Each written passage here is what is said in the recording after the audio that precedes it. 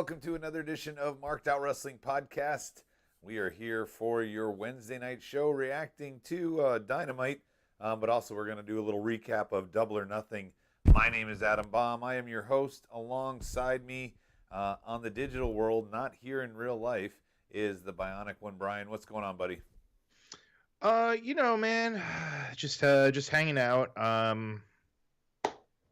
you are electric tonight. Well, I mean, I mowed the lawn today. I'm street legal. That's not a metaphor because I can see your hair is super long still. Yeah, no, I have like John Cronus from Eliminators mullet going on right now. I'm street legal. I didn't even tell you. I did tell you. I did tell you. I sent you a picture of my card that I got today. Your card? Oh, I didn't send you a picture? Oh, yes, that card. Yeah, yes. My certificate. Yes, the guy with no kids and no spouse yes. needs it the least. Well, that's not true. I mean, that is 100% true. Ask anyone Hello, of your Adam, friends how are that you? has You asked me how I was. I didn't ask how you are. How are you? I am good. Yeah. I've got a good show planned for us. We're gonna do some dirt sheets. We're going to do Double or Nothing. We're going to do Dynamite, and then we're going to close out with some Forbidden Door stuff. What do you think about that? Ooh. Hey, it looks like you're in the dark. Are you in the dark? I am not in the dark. I'm actually you look very by two different lights. No, I know. It's weird. I don't get it, because you look good in the Skype camera, but then on YouTube it looks like kind of I don't know how to describe it. Do you have the YouTube? Do you have the window open? Of course not. But I will. I will introduce the YouTube live chat board. We've got our normals: Christopher Stikelether, Daniel Price, and of course Rocky's here for now until the children take him away. So starting off with the dirt sheets, I only got two, Bryan. One, it's good to be Pride. It's Pride Month, so we're gonna celebrate. Most of us are going to celebrate the way Pride should be celebrated. But at least one of us is celebrating a little differently, and that would be Jake Atlas. Yeah. He celebrated. First of all, he celebrated a little too early. That's true. It seems. But also a little. He went a little too. June. Yeah. But on Monday, May 23rd, he was arrested on misdemeanor battery. Domestic violence charge. Yeah, and I think I read somewhere he was under the influence or disorderly conduct, drunken disorderly conduct, whatever. Apparently he was out with friends when his partner came there to pick him up. He tried to get Atlas to leave, but Atlas convinced him to go with him to a quote unquote to a female friend's house to engage in sexual activities. End quote. I didn't know that, actually. That's interesting. I thought it was just like they were fighting, bickering, blah, blah, blah, and then, I don't know. Oh, well, the only thing I can take away from this, obviously, domestic violence is a bad thing, but up until this, I didn't even know he was signed to AEW. I just thought he got let go from WWE, so. Well, he got hurt. He's out right now. I think he tore his ACL, so he's going to be out for a while. Yeah, he's going to be out for much longer than that. Well, yeah. Let me pull this up on my phone. What do we got here? I want to talk about Joey Janella. Yes, you mentioned this, and I have zero idea. I didn't hear anything, so this is intriguing. So Joey Janella was on a podcast recently. I unfortunately don't have that podcast, so who cares? Well, now I'm gonna Google it. But he was talking about his AEW departure. Okay. I got the impression that it felt like it's kind of on him. He's mumbling through the entire thing. He's not very clear about his trajectory to the end point. He doesn't sound convincing in what he's saying. It doesn't seem like he's going anywhere with what he's saying, like as it's made up. Bryan, he stole my hat, and then when he stole my hat, you know how like when you're not telling a story that actually happened and you're stalling and stumbling. Right, he's trying to figure it out as he goes. Yeah. I mean, I think in the end, even before all the signings, I didn't feel that he was anything special. I didn't think he was anything that the roster needed.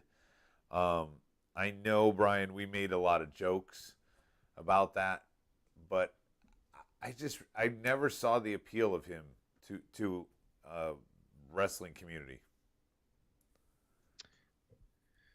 Really? Yeah. He's a 20-year ago version of Jericho. In today's I guess he gets a lot of hate. He does. I've only interacted with him once, and it was like extremely brief. I don't know, man. Like his charisma, his character, his gimmick, he's not great. No, and I mean, he had the thing with the flaming boot, and by the way, he was on the who is it? Chris Van Vliet. Are you familiar with that podcast? Say it again. The flaming boot. I forgot all about that. Yeah. I mean, that's interesting that he would have kind of negative-ish things to say. Of course it is, though. Of course it is what? I mean, why wouldn't he? There's no way for him to get, I guess, his 16th minute of fame because he's already used up his 15. Other than this, Brian, he makes some headway and makes some waves.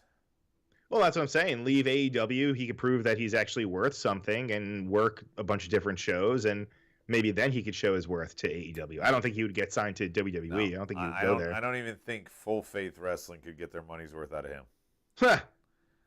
I don't know if they would put him on a show. I think he's too controversial. Yeah, controversial as a human. So let's go double or nothing recap. Yeah. Just a quick overview on the scoreboard. Brian, you have defeated me. The score was 8-7, and really the deciding factor was the anarchy in the arena, or whatever the hell it was called. And Jarek, I want to start here because this was probably the ending I least liked. Well, I mean, to be honest, I didn't even remember the ending. You were like, "Who won that?" I was like, I couldn't. Well, that's why I think I blocked it out. But right. I didn't understand the booking there. The bottom line overall, as we do like our quick takes, I want to get moment of the night, match of the night, letter grade, and petty. Okay. But my quick overview, my like $1 sentence or one paragraph review. Brian, 5 hours, 41 minutes. Too much. Too much wrestling. You watched it in a movie theater. I haven't done the wrestling in a movie theater. I've done some other things where, like, you go to a live event or a live concert in a movie theater and kind of watch it like you did. Yeah. Those were usually like 3 hours, and they were a lot of fun. Yeah. 5 hours and 41 minutes from 7 o'clock where the buy-in started all the way to the end when Punk won. Was 5 hours and 41 minutes, and I'm counting right like when the bell rang at the end of the match and he's being crowned champ. They still continued probably a few more minutes. Yeah, what was it? 12 matches altogether? Is that it? 13. I think that's 13. Okay, that's too many, man. I mean, some of them just. I don't want to say they didn't belong on the card because it was a good show, but it was just it was long, and I know that's. No, I think that's the theme from everybody that's watched it. It didn't belong on the card. It really didn't. Let's see. The one like Darby and Kyle O'Reilly. Like I read but somewhere, that ended up being one of my favorite matches, actually. Okay, but I read a lot of people saying, and hear me out, Brian, that this was a dream match for them or whatever. But if that's true, that this is a dream match, why would you throw it together with no backing, no story, nothing behind it, no reason? Yeah. No, I mean, you can make the argument that not every dream match needs to have like a fantasy build where everything's perfect. Should be booked. It should be booked before 2 days. No, well, no, I'm with you. I'm with you. They should have spent a little bit more time to kind of plan this one or build it. Yeah. But again, I didn't care because it was a great match. So well no, like okay, let me give you some perspective. I don't, and I might be wrong here, but Death Triangle and House of Black have been going at it for a while. I'm pretty sure that match wasn't announced until the final week. So, but they had their feud. If it were WWE, we would have been like, yeah, we know they're going to fight at the pay-per-view. Mm-hmm.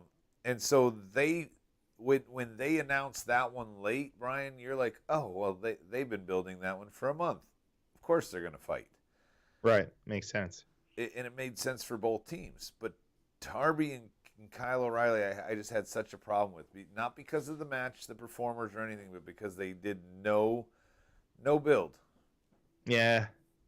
But, I mean, that's not their fault. You know, you can't, like... Oh, it's not the performer's fault. It's your Booker of the Year. The Booker man. Hardy's and Bucks was... I don't know, man. That one shocked me. Shocked how? I was surprised the Bucks let Hardy's go over, and Jeff looked pretty drunk. Yeah, what was that? There was he ran to the crowd again, right? Yeah, as soon as the match was over, he left through the crowd. Yeah, just disappeared. Yeah, that was something.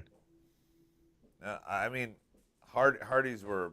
I was a big fan, so I hope they figure that out. Right. What else? What else we want to throw in here? Thunder and Serena Deeb. Oh, there you go. Yeah. It was a lot better than Jade and Anna Jay, but I never believed for 1 second Serena Deeb was going to win. So it took a lot of the drama out of it. Yeah. Still a good match.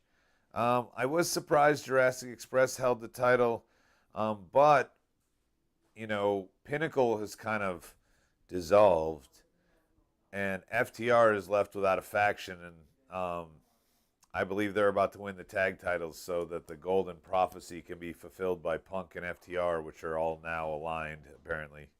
Right. We both love Bret Hart. Ooh, skeet, skeet. The Golden Prophecy. Isn't that what Undisputed called it? When they had all the gold? Called who? When Undisputed Era had all the gold, they called it the Golden Prophecy. When they had Yeah. So that I was just stealing that line. I got you. I forgot about that. Yeah. After you said Undisputed Era, I was like, oh yeah. And that's my story, Adam, and I'm sticking to it. Hey, you should get headphones. How come you don't have headphones? Yeah, Stike says Jeff was wrestling with a broken foot. Well, broken boot. I don't know about a broken foot. His boot was all fucked up. Like, it happened in the beginning of the match. Oh. I don't know why he didn't just fix it. Why wrestle with it? Like, I don't know. In any sport, you could just be like, time out. And it was a tag match. You could have just fucking fiddled with it on the outside. I don't know, man. Yeah. Rocky says, is DON now AEW's version of WrestleMania because Revolution was forgettable? I think at the end of the day, this one was pretty forgettable. There were a lot of matches that, yeah. Yeah, the Adam Cole and Britt Baker. You didn't like that? You don't like that they both won? No, because now they're going to walk around with belts instead of crowns. If they wanted to be king and queen, fine. But now they're going to walk. I don't think they're going to do that. And I don't think that they need to involve their characters together, and that's exactly what's going to happen now, Brian. Plus, he can't be King Cole. Is there a Nat King Cole? That's like copyright infringement or like gimmick infringement. No, that was his middle name. That would be like, Bionic Bryan. True. What did he sing? He sang Christmas songs, didn't he? No, he was Natalie Cole's father. His most famous song was Unforgettable. Unforgettable. There you go. Yeah, I know that one. Yeah. Anna Jay looked rough, man. Yeah. And the Jade. Did she look rough, or was it Jade? No. You think Rob told me to make sure I paid attention. He said that Jade has gotten much better, and to make sure I paid attention to that match. She has. I never dogged her. I always thought she was fucking. He was right. And yeah, she's talented. And every spot that looked awful was Anna Jay's fault. It looked like did she I don't want to say she got roughed up during a spot, but did she like? She sucks. She didn't get injured or anything, did she? No, she didn't suck. She didn't suck. Don't say it. She sucks. We'll just leave it at that. Nice. Hey, yeah, okay.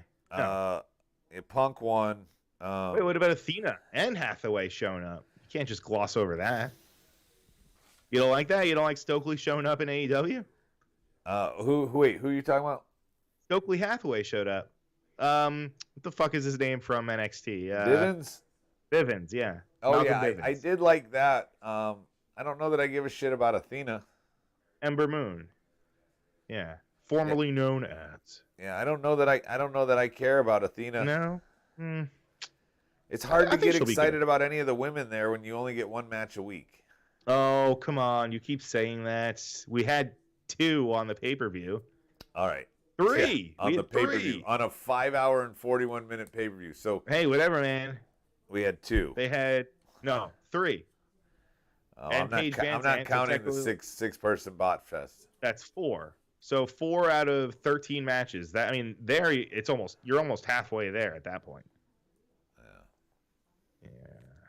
Yeah.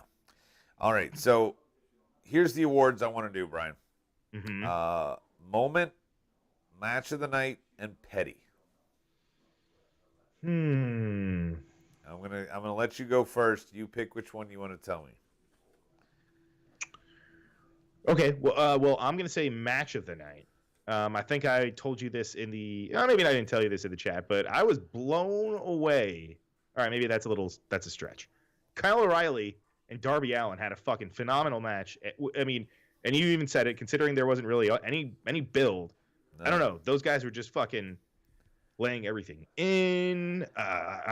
Darby took a mean knee right in the beginning of the match, too, to his fucking mouth. I think Kyle O'Reilly was bleeding at some point, too, from somewhere.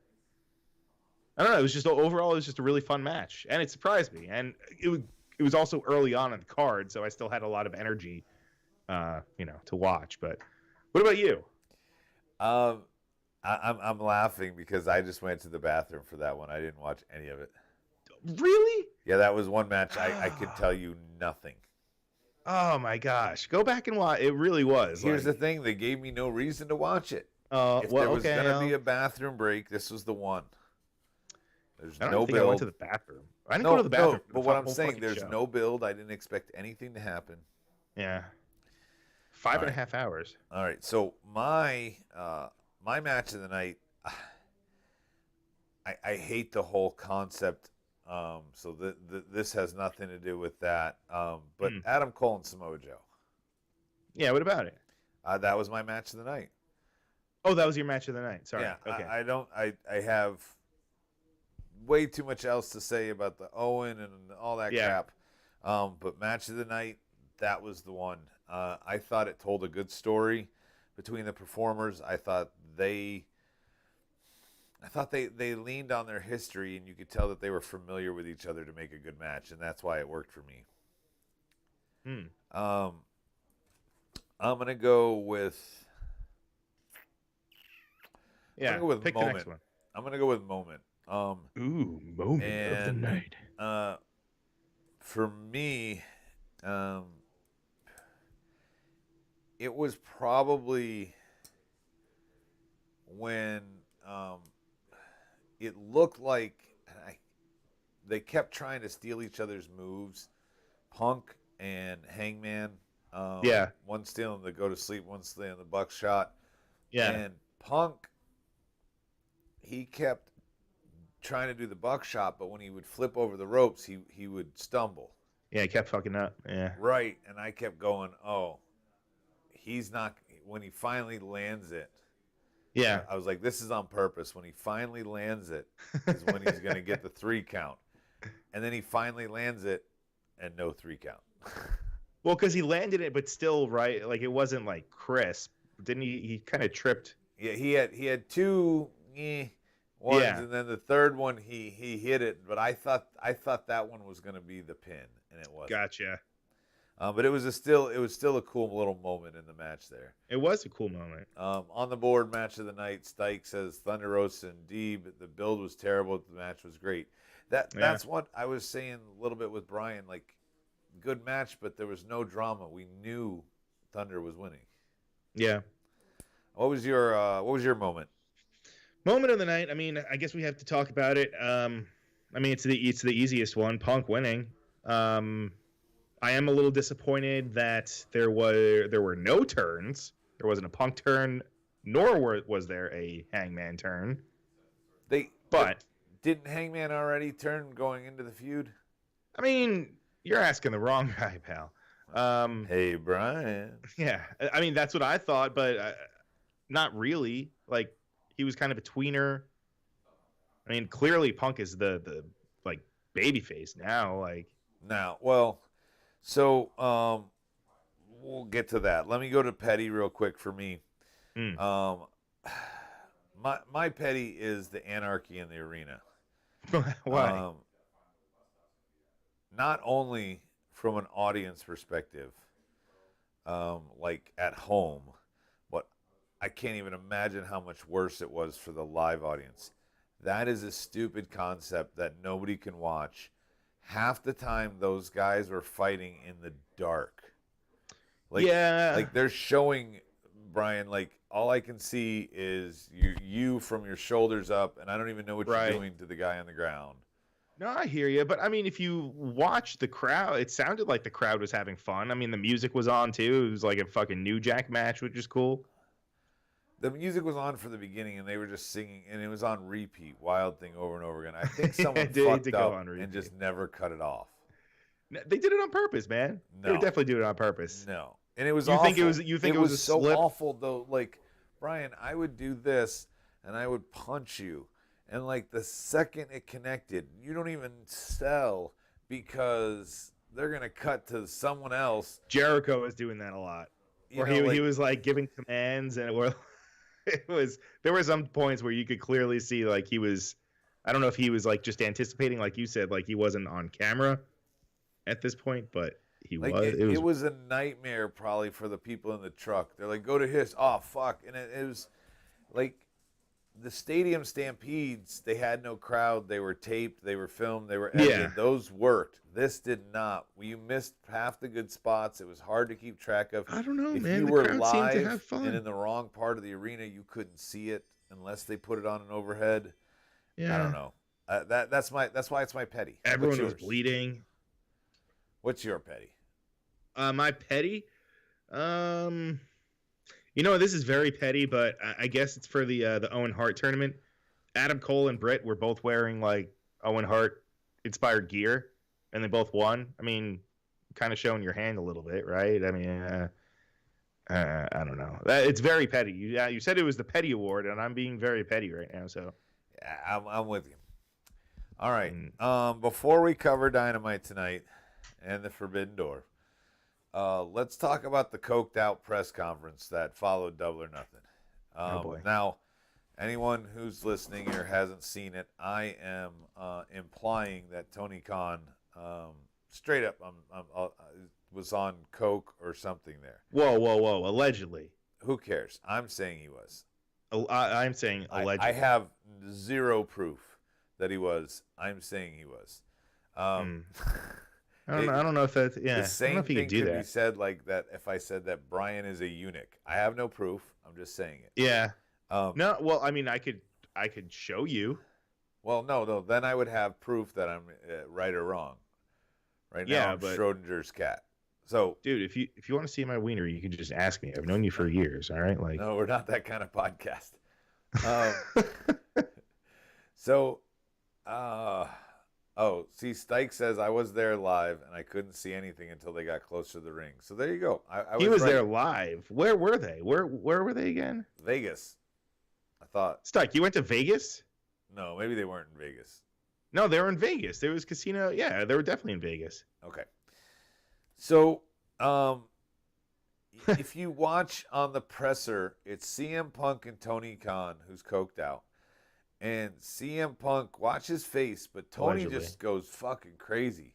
starts talking about how Punk. I mean, the question that set Tony off was about the validity of what Eric Bischoff said in terms of biggest flop. Yeah, financial the biggest flop, not making any money. Yeah. Tony starts saying how he won the Friday Night Wars, dude. Ever since his debut, the ratings have declined. Literally. And I'm not even like making that up. Like they've gone from whatever it was, 1.3 on Rampage to 400,000.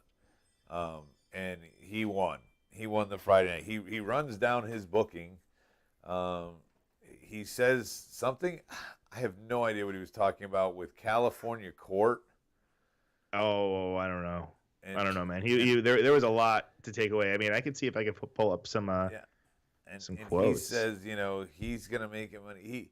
He shit all over in his rant too. He kind of shit all over his other guys. He's like, now, and he's the one who makes the money. He's gonna lead the company, and it's like, whoa, what about your homegrowns?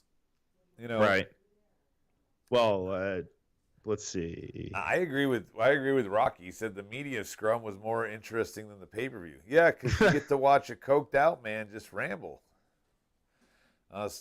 Petty for on the board. Stike, the goddamn 6-person mixed tag match, botches everywhere. And those that say Paige Van Zant is better than Ronda are dumb as shit. In fairness, Paige Van Zant had to do her exchanges. I mean, with nobody that should be in the ring with her. Who? What are you talking about? The top team, the other bullcrap match they added. Yeah. The 6-person intergender. The mixed. Yeah. What about it? Ty Conti. Why'd you say? Yeah. That's not a good opponent for her to start off with. Well, but it wasn't a one-on-one. It was a mixed tag. So what? But it's a one-on-one. They're only allowed to hit each other. But they could tag out. They have there's a lot of fuckery going on the outside. There's a lot of stuff that they kind of, I don't want to say hide their skill. I mean, they're both skilled. Paige doesn't have that much experience. I see what you're saying, but I don't think it's that big of a deal. They didn't have a consummate veteran to help her. Well, I mean, they had Scorpio Sky, Ethan Page. So all this work. So lots of stuff flying around IWC this week about MJF and him walking out and him no showing. If there was any validity to it, I now feel that it's just a work after tonight. I do know that there's a lot of people that say, oh, well, Cody and MJF were really close, so, he's going to grease the wheels to get MJF to go over there, and who cares about the rest? Before we get to the conclusion, I'm pulling it up because I want to make sure I read some of these. MJF said that, there was Warner Media executives in the audience, so his words have extra impact. He mentioned that Khan wanted a meeting for a while, but it's too late now. He creates memorable moments week after week, but he still feels he gets no respect. He's adamant that nobody is dishing out the numbers he does online in the rating, and he's the person that people actually watch feeling something. MJF is expected to hit grand slams, and he does that shit on a weekly basis. He has to be perfect, as he's the only guy capable of carrying the company. He thinks it's funny the crowd is cheering him when all weekend they were calling him unprofessional and judging him from their phones. He's told the fans they don't know shit, and their opinions are fickle as they always have been. He also says that granted the man in the back, Tony Khan,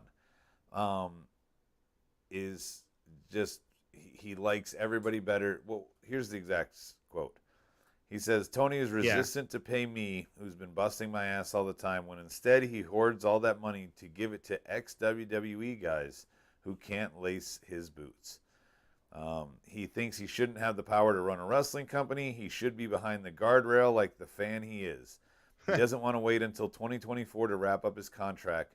He wants Tony to fire him now. Fire me, you fucking Mark. And he goes on his little tirade before they cut the mics off. When the camera stopped, Punk apparently ran down and MJF snuck off. Announcers come back and don't address it at all, Brian. I mean, it's if it's on the show, it's a fucking. I don't want to say it's a work, because there's definitely some, I think, threads of truth in there, right? Here's the way I think of it, Brian. You know that guy that runs out and tries to attack one of the performers? They make it on air for 10 to 15 seconds, maybe 30 seconds at best on camera. Yeah. And then they're escorted off and it's done. If any of this was real, he wouldn't have gotten as far as he did.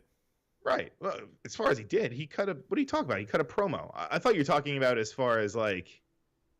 He's calling out the owner and cussing at the end, and they're trying to sell it as real. If he was cutting a promo, then when they come back, if they were trying to treat this as a promo, when they come back, Excalibur would be like, man, Hart got that squared away. Harsh words from MJF, but glad we got him off the mic, blah, blah, blah. Them saying nothing. What, that makes you think that it's like a real? It's definitely not a real thing. Like that, there's no way. It's not real, but that's what I'm saying. That they should, if they shouldn't try to make it seem like it's still real. Aren't we missing the point here? What do you mean? I mean, I'm saying, so here you are, two guys having two different opinions, or talking two different opinions about whether this is real or this is fake, or this is real or this is fake, which is what we always do, right? We do this, but if we step back, this is kind of one of the moments I think could just be really fun, right? Like, doesn't matter if it's real or fake right now. Isn't the mystery of that just good enough for us to just enjoy it? I mean, no matter what the outcome here, we're probably going to go, that was great, right? So, well, my mystery came up with this conclusion, Rob, and I don't know if you hate this, but this was what maybe the WWE victim in me has got me all the years. But I think that they're going to do Austin versus McMahon and reverse the roles. Tony's going to be the face. MJF's going to be the heel. And this is going to lead to the two of them having a match. Okay. Yeah, fun. That sucks, though, right? What, MJF having a match with Tony Khan? Yeah. No, I actually would like to see somebody beat the shit out of Tony Khan. But Tony Khan's not a wrestler. What are you talking about? But Tony would be the face, is what I'm saying. He wouldn't be like VKM, the evil boss that's beaten. He would be like, I'm awesome, don't hurt me. I would enjoy it, because if he tried to put himself as the face, that crowd is going to boo the fucking shit out of him nonstop once they realize Tony. What? Out of Tony. At Tony. They're going to boo fucking Tony nonstop, and that would just be fun, because he'll come out thinking he's a face, and he's going to realize, guess what? MJF is right in this promo, fake or not. He's a fucking mark, right? Right. And he's gonna go out there thinking, like all marks do, that they know better, and they're gonna win the crowd over, and they're gonna love me, and they're gonna pop for me, and this, that, and the other. And then he's gonna get the harsh reality that, guess what, son? Wrestling fans are not very forgiving, and a lot of the shit you've done in the past that people have called you out on is all gonna come to roost once you put yourself in front of the live audience. So that's going to be fun for me to watch him just get fucking boo-fucked every fucking night, and him just, like, probably going in the back and crying Mark tears over it. You say boo-fucked? I still like the press conference. That was Bob didn't even try to defend it, who always defends it. On the board, Stike says, I can tell you for a fact he no-showed the meet and greet. It wasn't a pretty sight. People were pissed. Yeah. And everything he said tonight was true. Tony's using all his money to sign ex-WWE guys. And he's a mark. Rocky also says, and then I'll go back to you, Rob, because I want to inflate your head. Yeah. Rocky says that Rob is right. He says we should just sit back and enjoy this and see where it plays. Right. It's hard to when you have a podcast. Rob doesn't. I don't. But I do want to say, I do want to give you the reason why this is not real. This is not some ploy to go to the WWE. Just to throw this in there. Mm-hmm. He went on national TV tonight, cable or not, and dropped the F-bomb. Now, if he did that to try to get out of his contract, Vince McMahon would look at it and go, how fucking unprofessional is that? You're going to drop an F-bomb on TV. I'm not going to sign him. You're going to lose sponsors. He may have hurt himself in the eyes of Vince McMahon for ever having an opportunity in the future. But if it was just a work and Tony's like, I'll pay the fucking fine, don't ever just go out there and drop the fucking F-bomb. Well, that says a lot about Tony and MJF. Tony, who already acts like an idiot at press conferences, like a little kid with a bunch of fucking toys, like we've said many times. Oh my God. He already acts like an idiot at press conferences. There's literally nothing professional about Tony That's Khan, not nice. which would make me as a sponsor be very weary to want to spend thousands or millions of dollars advertising with him. Hold on. Yeah, so, and if MJF went along with it, well, then Vince McMahon would look at MJF in the future and go, didn't you drop an F-bomb on TV? See, I don't need that, you know? So I'm just saying it's bad for him either way, but really bad for the WWE angle. Go ahead, sorry. I think everybody should just drop all the F-bombs and everything they want on TV and just use the good place language. Like, you know, that guy's a mother forker, and I'm tired of his bullshit. You know, Battlestar Galactica did frack. Oh, they did frack. Yeah. Fracking right. They can't do that. That's silly. Why not? It's silly because it's not the fucking. Dude, what's Friends the show? did It's this. not the good place. Friends did this to make sure that was the fuck you. Did you know that? Battlestar Galactica, when they did frack in replacement, by season 3, the fucking FCC had adopted a rule against saying frack because they just overused it. What about fracking? Yeah, so I'm out. Whatever. So I think that, I mean, MJF is trying to make sure that he's got options, and he's channeling a little bit of real, maybe through this. Oh, but definitely. That's what I said. There's definitely like threads of like truth and honesty in there, but I think at this point it's definitely part of the show. So, then FTR and Punk team together just to further their new faction. So now Punk winning the title is no longer a free agent in terms of no faction. Even he's got alliances. I wouldn't say they're not a faction. I wouldn't call them a faction. They clearly are. They're friends. Dude, they came out. They're workplace buddies. Yes, okay, Brian. If you won a championship and me and Rob came out and rooted you on, like, yeah, we're friends. But if like a locker room of 120 guys, only 2 come out there, it's a work. They're together. No, I think and then the next televised appearance, they're together. Come on. Yeah, they're friends. They all like each other. Come on. I know you know better. Speaking of know better, let's close this shit down by talking about Forbidden Door. Forbidden Hello. You had Tanahashi, I guess, show up tonight? I guess. Yeah, he showed up and challenged fucking Punk. What? I'm sorry. I'm excited about it. No, I'm glad you're excited about it. I said it right, and you said it right. You're all excited. I'm like, the reason I said I guess Tanahashi, I had to look at my notes. I don't know who the fuck that is. I've seen him once. I see. Okay, I thought you were like downplaying who he is. Okay. No. I honestly only know who he is because of you, Brian. Well, that's nice. Anything you've told me about him has been extremely positive. But I have to go back. Like, you have 3 weeks. Tony always spreads himself thin. I feel like he's set up to fail once again here. He's got 3 weeks to sell us Forbidden Door.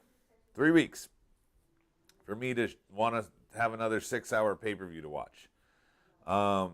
We have just gotten our first booking, Punk and Tanahashi.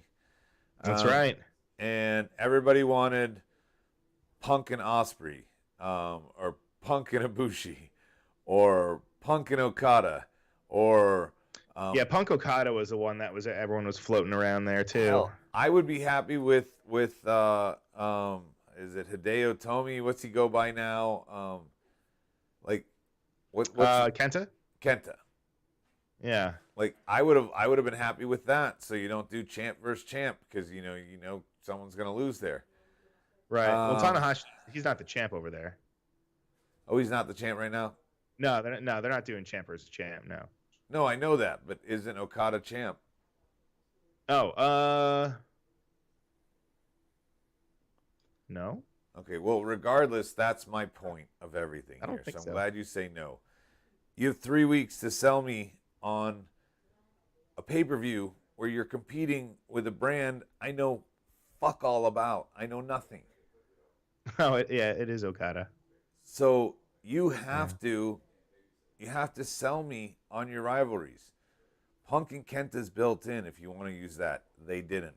Champ versus champ, No. Punk and Okada is there. They didn't.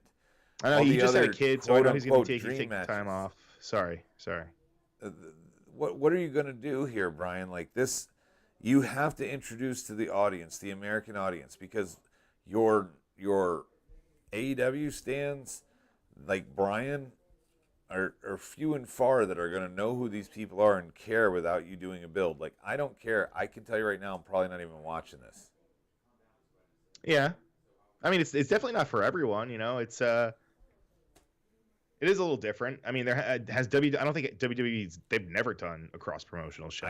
I never watched any of Christian's title defenses on Impact. Not in like the past, or whatever Kenny was doing over there. Never watched a single bit. Right. You know, I was watching the AEW program, so I knew all about their characters. So I'm just saying, like, I don't. This is just a really nice present for all the AEW faithful. This is not anything that's going to draw you a new audience. No. Well, I mean, it'll draw you a new audience from Japan. No. Why? Anybody who you don't think Japanese people that live over there, they'll be like, oh, I haven't really watched AEW. This will be a good chance to, like, the same things that we're thinking over here, they're thinking over there for AEW. Okay, and that's my point, Brian.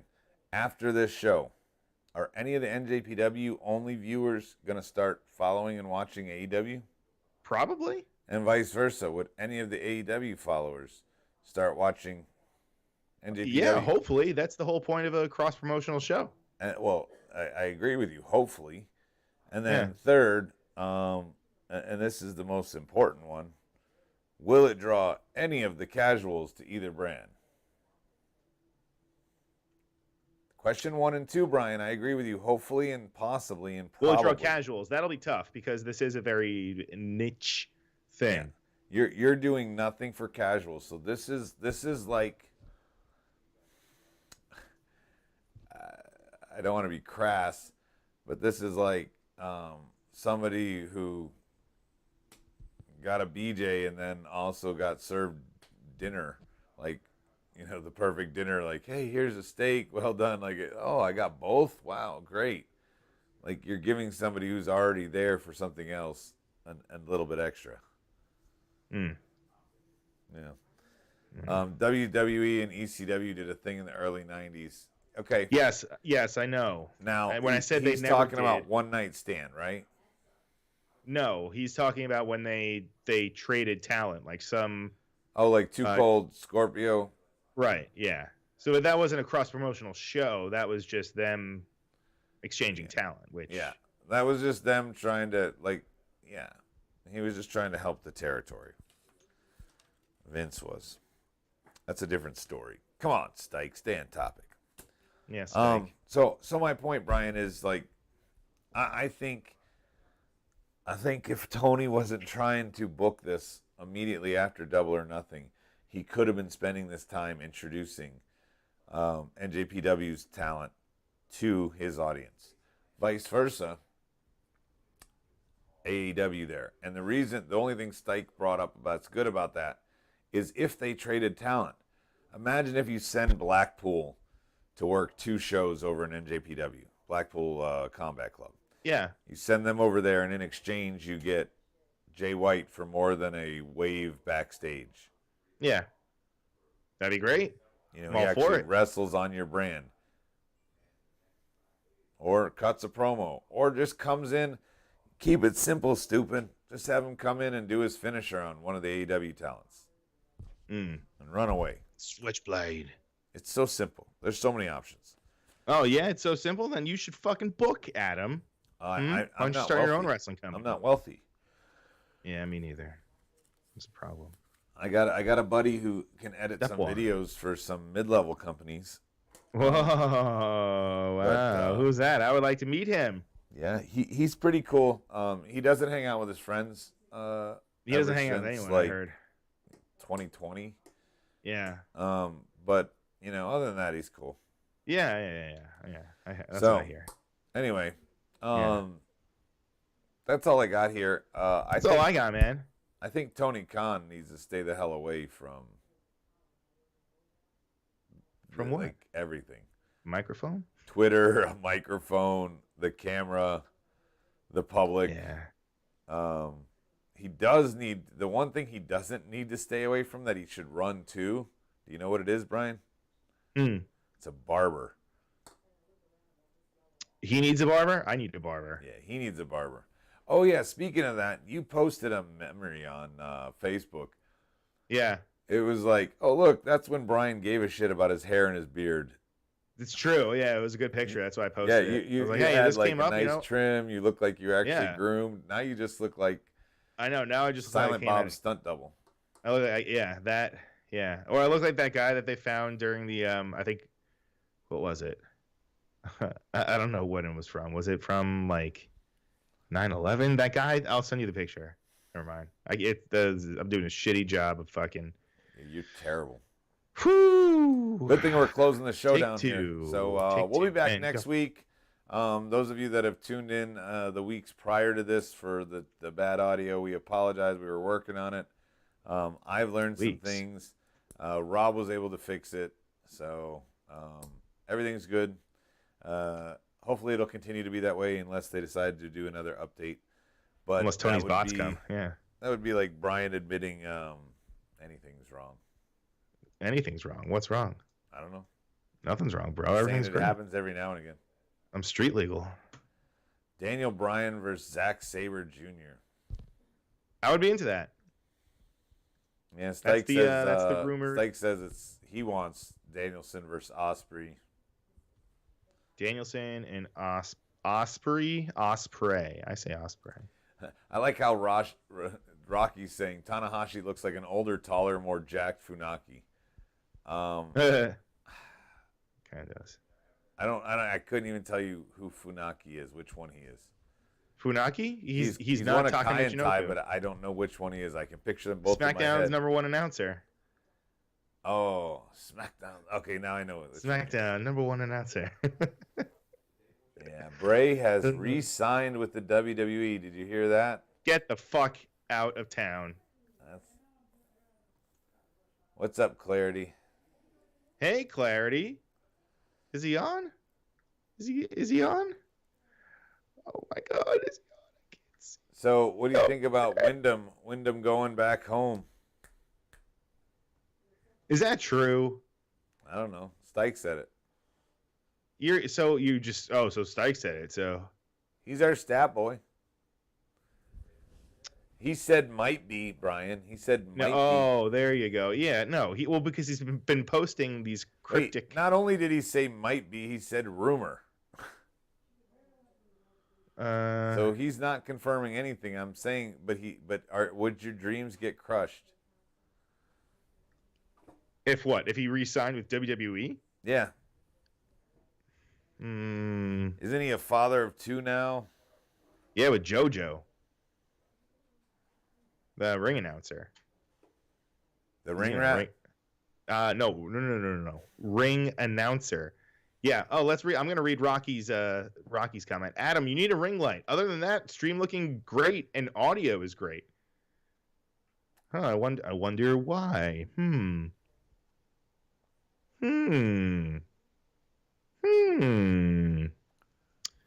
Well, we're a little late. You're a little late, Clarity.